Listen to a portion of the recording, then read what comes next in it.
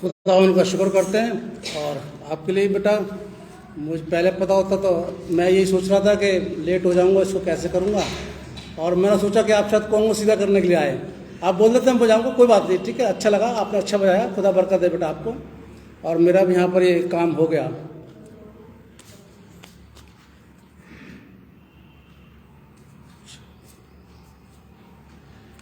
आइए खुदावंद कलाम से एक बार और हम पढ़ेंगे। निकाल लीजिएगा जेनेसिस, उत्पत्ति, पैदाइश की किताब, और उसका 22 बाब और उसके 15 आयत से लेकर के और 19 आयत तक मैं आपके सामने पढ़ूंगा। उत्पत्ति उसका 22, 15 से 19। यहाँ खुदा कलाम इस तरह से कहता है मुझसे और आपसे। और खुदावंद के फरिश्ते ने आसमान से दोबारा अब्राहम को पुकारा और कहा, खुदावंद फरमाता है, चूंकि तूने ये काम किया है कि अपने बेटे को भी जो तेरा इकलौता है दरेक न रखा, इसलिए मैंने भी अपनी जात की कसम खाई है कि मैं तुझे बरकत पर बरकत दूंगा और तेरी नस्ल को बढ़ाते बढ़ाते आसमान के तारों और समुद्र के किनारे की रेत की मांग कर दूंगा, और तेरी औलाद अपने दुश्मनों के फाटक की मालिक होगी, और तेरी नस्ल के वसीले से जमीन की सब कौमें बरकत पाएंगी, क्योंकि तूने मेरी बात मानी। तब अब्राहम अपने जवानों के पास लौट गया और वो उठे और इकट्ठे बेरशेबा को गए, और अब्राहम बेरशेबा में रहा।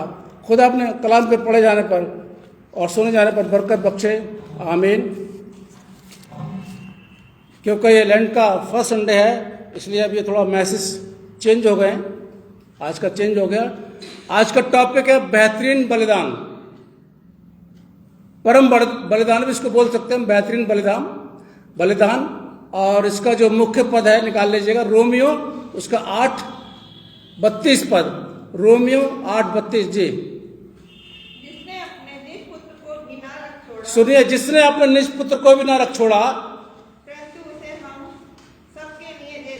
परंतु उसे हम सबके लिए दे दिया,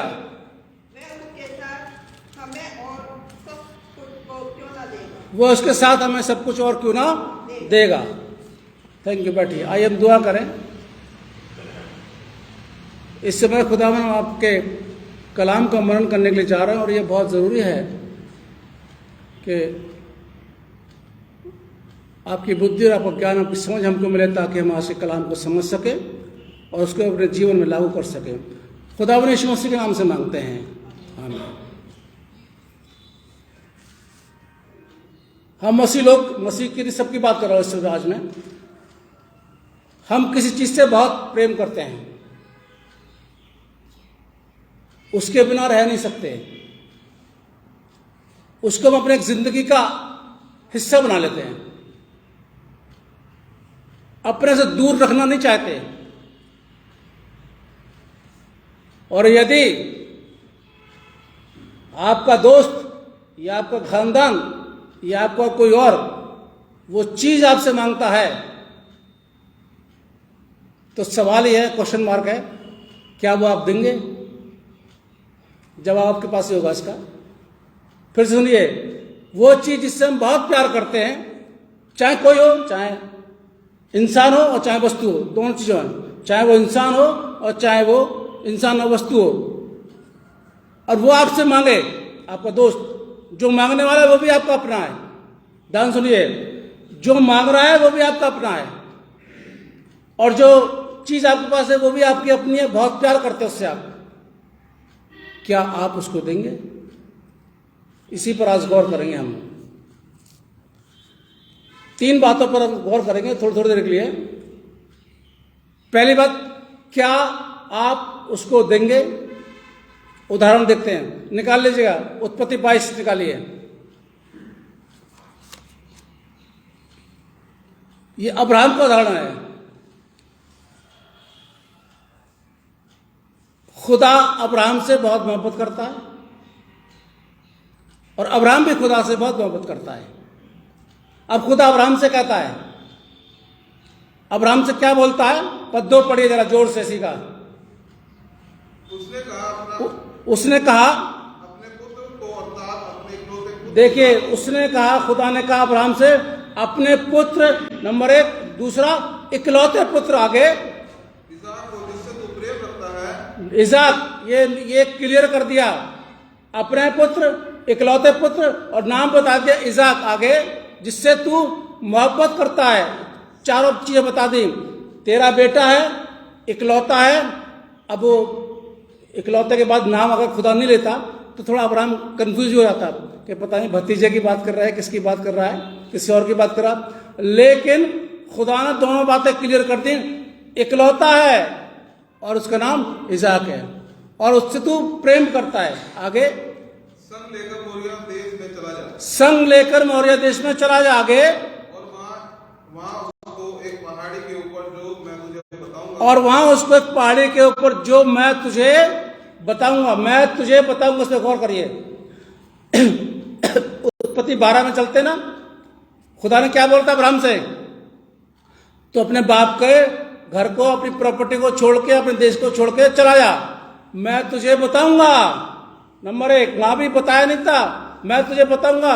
यहां भी पूरी बात खुदा नहीं बता रहा है, यहां पर थोड़ा सा उसको रोक रहा है, मैं तुझे मोरिया चला जा, लेकिन वो जगह तुझे बताऊंगा। आगे होम बलि करके चढ़ा। बाप रे बाप, सर जी, खुदा अब्राहम के बेटे को पादरी या बिशप या डायरेक्टर या बहुत बड़ा इंसान बनाने के लिए नहीं बोल रहा था। बाइबल स्पष्ट कर रही है यहां पर, और इसलिए मेरा सवाल था, क्या आप देंगे? अब यहां पर अब्राहम की कंडीशन देखिए, इकलौता बेटा है अब्राहम का, और जिसको प्राप्त करने में 25 साल लगे। जब अब्राहम अपने घर से निकला था 75 साल का था।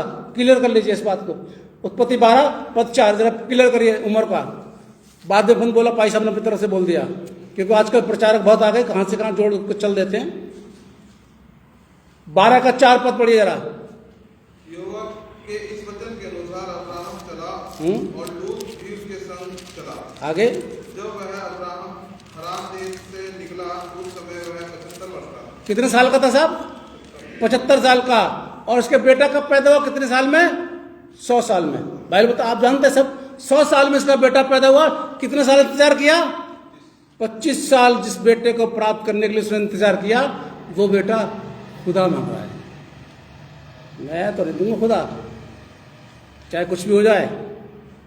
अरे बड़ी मुश्किल से तो बेटा दिया तुमने, और मैंने कौन सा बोला था तुमसे कि तुम दे दो मुझे बेटा? मैं तो अपने भतीजे को खुश था कि भाई मेरा इस्माइल से मेरा वंश चल जाएगा। तुम्ही ने बीच में आके बोल दिया कि नहीं, मैं तुझे तेरा निज बेटा दूंगा, क्योंकि मुझे तो पता थी कि मेरी तो उम्र हो चुकी है, मेरी बीवी की उम्र हो चुकी है, मेरे बेटा संतान हो कि नहीं, इसलिए मैं तो सब्र कर रहा था कि मैं उससे अपना वंश चला लूंगा।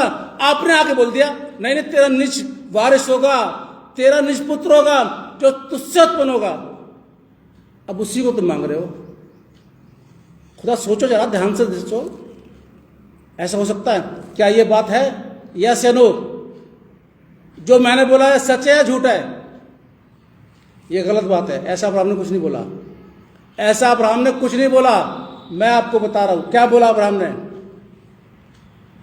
उस बेटे को खुदा मांग रहा है जिसको 25 साल के बाद मिला। और जानते हैं अब्राहम ने क्या किया? पर जरा 3 पढ़ना भाई इसी का। अतः अब्राहम सवेरे तड़के उठा और अपने गदहे पर। एक मिनट, ये तो पहली बात होगी कि क्या हम देंगे, ठीक है, अपनी बात बता दी। और दूसरी बात आती है खुशी से देना। अब पढ़िए इसको, ये आगे सेकंड पॉइंट, खुशी से देना। अतः अब्राहम सवेरे तड़के उठा और अपने गदहे पर काठी कसकर अपने दोनों सेवक और अपने पुत्र इस्राएल को संग लिया। अब्राहम सुबह सुबह उठा, कोई सवाल नहीं, कोई आर्गुमेंट नहीं, किसी तरह कोई शिकायत नहीं। जो खुदा ने बोला, खुदा की बात मान के, और ये भी नहीं कि 10 बजे सो के उठा, हाल से तरह 11, अरे चले जाएंगे कोई बात नहीं, क्या है, वहीं तो जाना मोरिया, तो पास में ही चला जाऊंगा मैं। नहीं, जिम्मेदारी क्या थी? सुबह सवेरे उठ रहा जल्दी। तड़के का मतलब होता भोर को, बिल्कुल 3-4 बजे के आसपास उठा। उसने क्या किया पूरा करना भाई? काठी कसी, 2 सेवकों को लिया और अपने पुत्र इसाक को संग लिया। आगे और होम बलि के लिए लकड़ी चीर ली। और होम बलि के लिए लकड़ी चीर ली। तब निकलकर उस स्थान को चला जिसकी चर्चा परमेश्वर ने उससे की थी। लकड़ी ली, काठी बांधी, बेटे को साथ लिया। अब क्या अब्राहम ने वो ढिंढोरा पिटवा दिया सबको? और देखा, खुदा ने मुझसे मेरा बेटा मांगा, भाई तुरंत बजाओ, बैंड बाजे को लाओ, और बैंड बाजा आगे आगे चल रहा है और पीछे पीछे अब्राहम अपने बेटे को लेकर चल रहा। क्या ऐसा था? ऐसा कुछ नहीं था साहब। तड़के उठा, जब लोग सो के भी बहुत से लोग नहीं उठते, वो तड़के उठा और सुबह सुबह वो उनको लेकर चला गया। अब एक बात यहाँ पर है, थोड़ा रुकना पड़ेगा। ये पता नहीं इसकी मम्मी को पता था कि नहीं पता था, सारा को पता था कि नहीं पता, इसका कोई बाइबल के अंदर कोई वर्णन नहीं है। और मैं वो नहीं बोलता हूँ जो बाइबल में नहीं लिखा, अपनी मर्जी से बोलना बेकार है। बाइबल में यहाँ पर सारा कोई जिक्र नहीं आया, उसकी माँ को जिक्र नहीं आया, तो मुझे नहीं पता कि, लेकिन हाँ चलिए एक तरह से मान भी लेते हैं कि चलो माँ को भी पता होगा, लेकिन माँ ने भी कोई ऐतराज नहीं किया और ये चल दिया। और जब चल दिया, किसके लिए जा रहा, किसके लिए मांगा था खुदा ने इससे, इसको बलिदान के लिए। बलिदान के बाद क्या बच्चा क्या होगा, जिंदा रहेगा? नहीं रहेगा ना। इकलौते बेटे की बलिदान मांग रहा है वो खुदा। और अब्राहम भी कोई अग्रीमेंट नहीं कर रहा है, कोई शिकायत नहीं कर रहा है, लेके चल रहा है उसको, साथ साथ लेके चला। और जब साथ साथ लेके चला, पद 5 जरा पढ़िए। और उसने अपने सेवकों से कहा, गदहे के पास यहीं ठहरे रहो। और उसने पहली बार उसने किसी को नहीं बताया, यहां तक कि अपने बेटे को भी नहीं बताया कि मैं तेरे को बलि करने के लिए जा रहा हूं। उसने सेवकों को भी नहीं बताया। इससे लगता है कि उसने अपनी पत्नी को भी नहीं बताया होगा। जब इन सबको नहीं बताया तो मैं मान सकता हूं कि उसने अपनी बीवी को भी नहीं बताया होगा, क्योंकि हो सकता है अगर मां को पता चलता तो थोड़ा सा शिकायत आ जाती। जैसे सारा बोल रही थी ना, अरे बुढ़ापे में कहाँ मेरे औलाद होगी, हंस रही थी वो।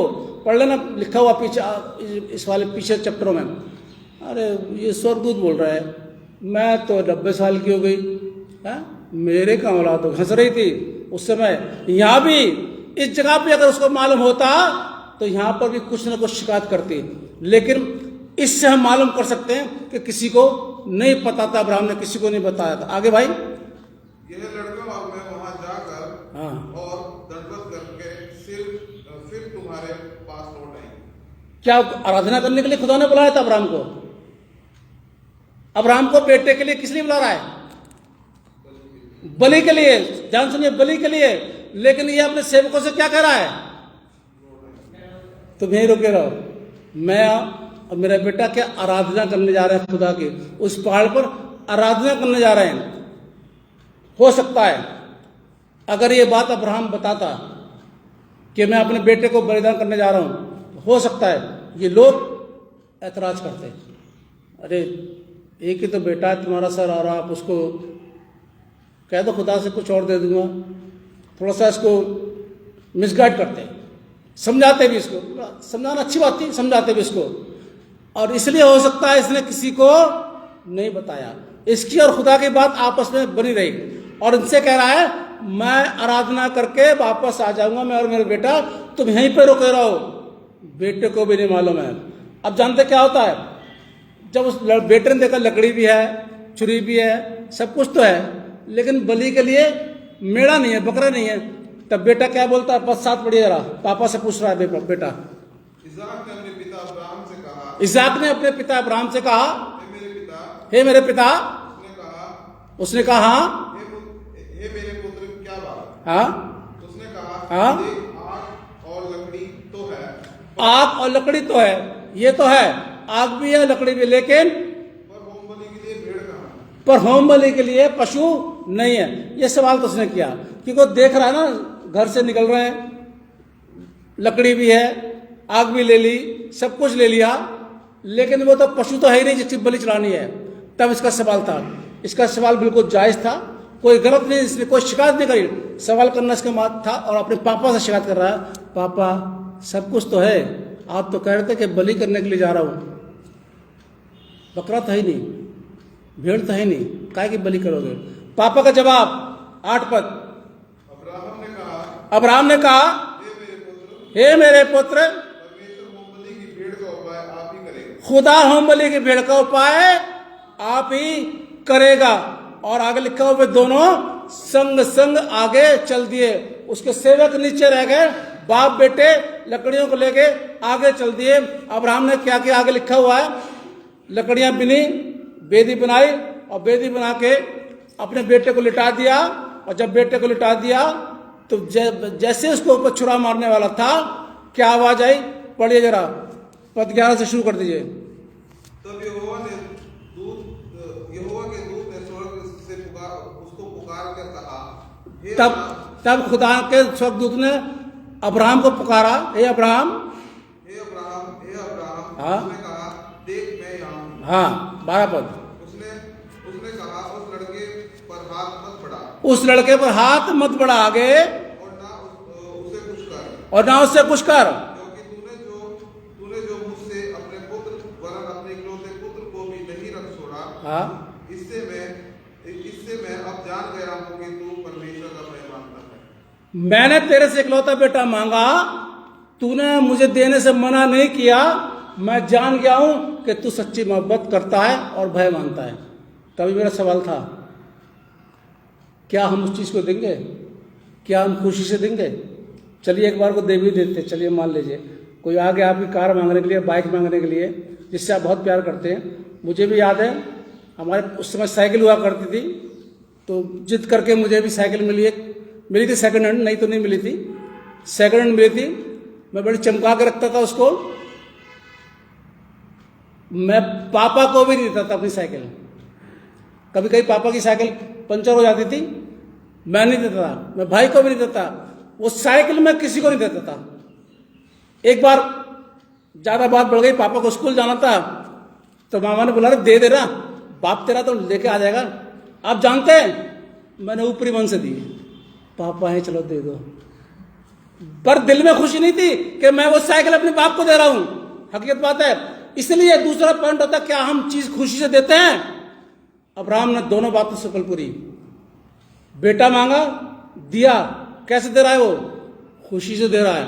और जिस काम के लिए बेटे को मांगा वो काम पूरा कर रहा है, यानी बलि के लिए मांगा तो उसको बलि चढ़ा रहा है। आगे खुदा का इंतजाम क्या हुआ, तो इस पर हाथ मत उठा। और 13 जरा पढ़िए इसी का। तब अब्राहम ने आंखें उठाई, क्या देखा कि उसके पीछे एक मेढ़ा अपने सींगों से एक झाड़ी में फंसा हुआ। अब्राहम ने आंख उठा के देखा कि एक मेढ़ा झाड़ी में फंसा हुआ है आगे। अतः अब्राहम ने जाके उस मेढ़े को लिया और अपने पुत्र के स्थान पर उसे होमबलि करके चढ़ाया। उस मेढ़े को लिया और अपने पुत्र के स्थान पर पुत्र को हटा दिया, बेटे को हटा दिया, उस मेढ़े का बलिदान किया। अब्राहम ने क्या बोला था बेटे से? बेटा, मेढ़े का इंतजाम खुदा करेगा। क्या ये इतना भरोसा मसीहों को है खुदा के ऊपर? खुदा क्या मांगता है? लेकिन दुख की बात यह है कि मसीहों से जो खुदा मांगता है वो मसीह लोग नहीं देते। दे भी देते हैं, अरे चलो भाई साहब ने बुलाया है, संडे का चर्च है, चले जाते हैं, और फिर घड़ी देखते रहते हैं, ऊपर नीचे घड़ी देखते रहते हैं। इसलिए मैंने घड़ी इधर सामने लगा दी, आराम से करिए। इधर लगी थी पहले साइड में, कई लोग ऐसे देखा करते थे, अब बिल्कुल सामने लगा दिए, पीछे वाली हटा दिए बिल्कुल। मुझे नहीं दिख रही थी, मैंने अपनी वाली यहां पर लगा ली। खुदा क्या बोलता है?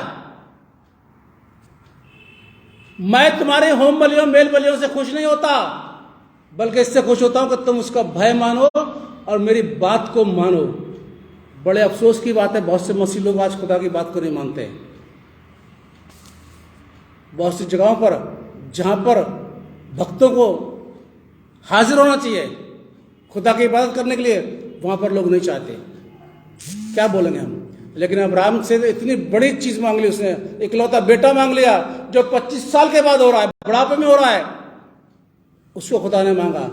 और देखिए बड़ी खुशी के साथ में उसने वो भेंट उसको दी जो खुदा ने उससे मांगी थी। तीसरी बात, इसलिए इसका नाम यहोवा यिरे रखा। इसमें लिखा हुआ 14 पद पढ़ लेना। यिरे का मतलब होता है उपाय करने वाला। हम लोग बोलते ना शम्मा या वरफ़ा या वह ये का मतलब होता है उपाय करने वाला, यानी खुदा ने वहाँ पर उपाय किया। अब तीसरी बात यह है, जब हम खुदा को मांगी हुई चीज़ बड़ी खुशी के साथ में देते हैं तो खुदा हमको बरकत देता है। पढ़िए साहब 17-16 पद पढ़िए। इसी की यह वाणी है, हाँ, ये खुदा की बात है कि मैं अपनी यह शपथ खाता हूँ। मैं अपनी ये शपथ खाता हूँ। यहाँ पर रुकिए जरा एक मिनट। अभी अपनी शपथ खुदा क्यों खा रहा है? हम किसकी शपथ खाते हैं? ज़्यादातर बड़ों की। लेकिन खुदा से बड़ा दुनिया में कोई नहीं है, इसलिए खुदा ने अपनी स्वयं अपनी कसम खाई। उससे बड़ा कोई होता तो वो उसकी कसम खा लेता, लेकिन खुदा से बड़ा कोई नहीं। बाइबल लिखा हुआ है, पढ़ लेना, बाइबल लिखा हुआ है, खुदा से बड़ा कोई नहीं है, इसलिए खुदा ने स्वयं अपनी कसम खाई। क्या कसम खाई साहब? पूरा करो उसको कि तूने जो ये काम किया है, अपने पुत्र वरन अपने इकलौते पुत्र को भी नहीं रख छोड़ा। अब देखिए, इस कारण, अब पद में 17 में लिखा है, इस कारण निश्चय मैं तुझे बहुत बरकत दूंगा। निश्चय बरकत दूंगा। क्या क्या बरकत मिलेगी? और तेरे वंश को आकाश के तारागण, और तेरे वंश को आकाश के तारागण के कारण, और समुद्र के तीर के बालू, और समुद्र के तीर के बालू के किनकों के समान अनगिनत करूंगा। और तेरे वंश को अपने शत्रुओं के नगरों का अधिकारी। और ये मिट्टी लेकर के आप वो गिन सकते हैं? मिट्टी में जो होती है छोटे छोटे, क्या बोलते हैं उसको, टुकड़े जो होते ना, कण। हाँ, सही शब्द, कण गिन सकता कोई? खुदा तो यहाँ से आशीष दे रहा उसको, अनगिनत। यानी के मट्टी के कण जो मैं और आप गिन नहीं सकते, गिनने को छोड़ो साहब, देखते भी नहीं है, इतनी आशीष बरकत मिल रही है। और साफ लिखा हुआ अनगिनत। अनगिनत का मतलब जिसकी कोई गिनती नहीं है। ये क्यों मिला? और खुद को लिए नहीं है, सिर्फ ये नहीं कि जब तक अब्राहम जिंदा है तब तक उसको बरकत मिल रही है, या उसकी बीवी जिंदा है तब तक उसको बरकत मिल रही, नहीं, बल्कि तेरे वंश को, तेरे मरने के बाद भी तेरे वंश को भी ये बरकतें मिलती रहेंगी। क्यों मिली उसको? खुदा ने मांगा, खुशी से दिया। इसको हम कह सकते हैं अब्राहम की परीक्षा है। परीक्षा सबके ऊपर आती, चलिए परीक्षा ही मान लीजिए साहब। लेकिन क्या इस परीक्षा में और आप पास हो जाते हैं? और यही वजह है कि आज का मसीह समाज सर पकड़कर रोता है। यही वजह है कि आज का मसीह समाज कहता है हमारा हाथ टाइट हो गया। यही है वजह। मसीह समाज कहता है क्या करे, पैसा नौकरी करते, काम करते, पैसा नहीं मिलता। यही वजह है कि खुदा जो मांगता है हम खुदा को नहीं देते, दे भी दिया तो कुड़ुड़ा के देते हैं। पौलुस क्या बोलता है? जैसा जिसने मन में ठाना है वैसा दो, ना तो कुड़कुड़ा के ना अनमने मन से। मेरा अजीजो, खुदा कुछ भी मांग सकता है, क्योंकि आज जो मेरे और आपके पास में है वो सब किसका है? खुदा का दिया हुआ। और खुदा का दिया हुआ कुछ खुदा मांग रहा है तो क्या बुरा है? खुदा ने अब्राहम को बेटा दिया, वो मांग लिया, तो क्या बुरा किया? लेकिन अब्राहम की बलि खुदा ने नहीं ली, बल्कि मेढ़े के लिए। खुदा मांगता है, आप जेब में टटोला करिए, सीधी बता रहा हूं मैं आपको, खुदा मांगता है आप समय मत दे करिए कि अरे समय नहीं है, कैसे जाऊं चर्च। खुदा मांगता है कि आप दुनिया काम छोड़िए, आप ये मत दे कि अरे ये रिश्तेदार मेरा बुरा मान जाएगा। मैं एक बार बता रहा था ना आपको कि संडे के दिन ही ऐसे मसीह के रिश्तेदार आ जाते हैं चर्च के टाइम पर। अरे भैया तुम खुद तो चर्च जा रहे हो, वो बेचारा वो चर्च आने के लिए तैयार हो रहा है, वो भी रुक गया। अब उसको चाय पिलाएं, क्या करें क्या नहीं करें, और फिर आ जाते हैं तो क्या होता है? अरे रुक भी नहीं सकते हो। अरे कौन सा तुम्हें बहुत बड़ी बरकतें मिल जाएंगी अगर आज चर्च नहीं जाओगे तो। ये ताने सुनने को मिलते हैं। खुदा के लिए मुझको और आपको कुछ त्याग करना है। भैया जब 31 तारीख को पैसे मिलते हैं तो काय के लिए मिलते हैं? जो बिजनेसमैन है या जो भी नौकरी करते हैं, पैसे आते काय के लिए आते हैं? काम करोगे ना, काम करोगे तभी तो पैसे आएंगे। काम नहीं करोगे तो कहां से आएंगे? तो खुदा को कुछ दोगे तभी तो अनगिनत बरकत मिलेगी। आज ऐसे बहुत से मसीह लोग हैं, दोनों पहलू रखता हूँ, नेगेटिव भी पॉजिटिव भी। ऐसे बहुत से मसीह लोग हैं जिनको बरकतों की कमी नहीं है, रूहानी भी और दुनिया भी। अच्छी तरह वेल सेटल हैं वो लोग। सैलरी पूछोगे तो वही 15-20 हज़ार रुपये मिल रहे हैं। बहुतों की तो प्राइवेट जॉब है, और प्राइवेट जॉब में जब हम विजिट करने जाते हैं हम देखते हैं वेल सेटल, घर के अंदर बिल्कुल कोई कमी नहीं, अच्छे खातिर करना, पादरी साहब को अच्छा देना, चर्च के लिए अलग से देना, पैसा को अलग से देना। ये कहाँ से आ रहा है? ये कहाँ से आता है? खुदा की तरफ से आता है। अब्राहम को बेटा दिया, 25 साल के बाद बेटा मिला, वही बेटा खुदा मांग रहा है। अब्राहम ने बड़ी खुशी के साथ बेटे को दिया, लेकिन खुदा ने बेटा नहीं बल्कि उसकी नीयत को देखा, उसका मकसद देखा, उसके इंटेंशन को देखा कि अब्राहम का इंटेंशन क्या है। देखा, और देखने के बाद में अब्राहम को इतनी बड़ी बड़ी बरकतें मिल गई। ये सब वंश चले आ रहे हैं वही किनको की तरह। आप उधर साइड में देख लीजिए, अब्राहम के वंश फैले हुए हैं दूसरों उनमें देशों में। अब्राहम के वंश किनको की तरह फैला हुआ है, इतना है, पीढ़ी से पीढ़ी तक फैला हुआ है। मसीहो, हमारी औलाद से औलाद, औलाद के बाद भी औलादों को भी खुदा बरकत देगा। कब? जब मैं और आप उसकी बात को मानेंगे। अरे वही तो दे रहा है, उसी ने दिया है। अगर वो अपनी दी हुई चीज को मांग रहा है तो क्या बुरा कर रहा है? फिर क्यों हम कुड़कुड़ाते हैं? क्यों नर्वस हो जाते हैं? क्यों परेशान हो जाते हैं?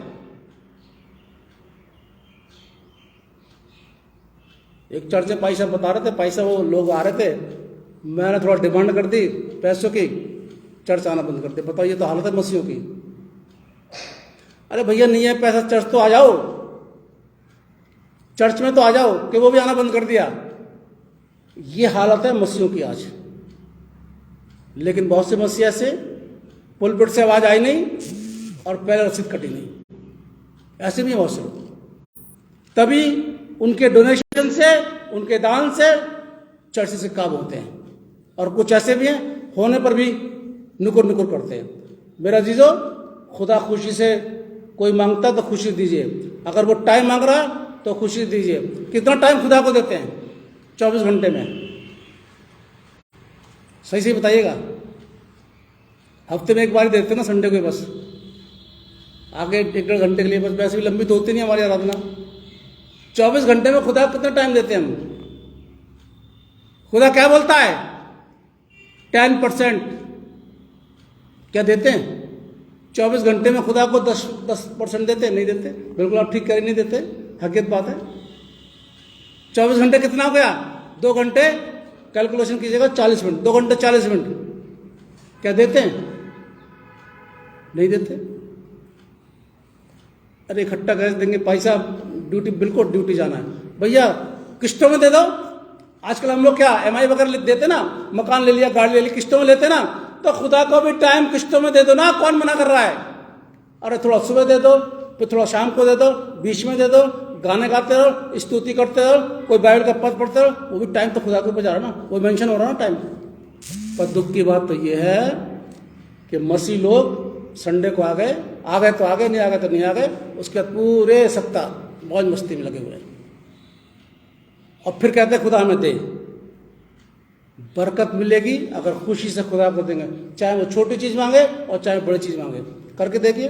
अब यहाँ भी देख लीजिए, मैंने बच्चों के लिए बोला, पहले भी कराया, सब कुछ कराया, अभी फिर कराऊंगा। अभी आ रहा तो सब कुछ कराया। आज मैं मानता हूँ कि चलिए बच्चे नहीं आ पाए, कोई नहीं। यानी मसीह लोग अपने बच्चों को चर्च में लाने से लिए भी घबराते हैं, जबकि पादरी साहब पूरा मौका दे रहे हैं कि वर्शिप में आ जाइए, आप दुआ करिए, बाइबल पढ़िए।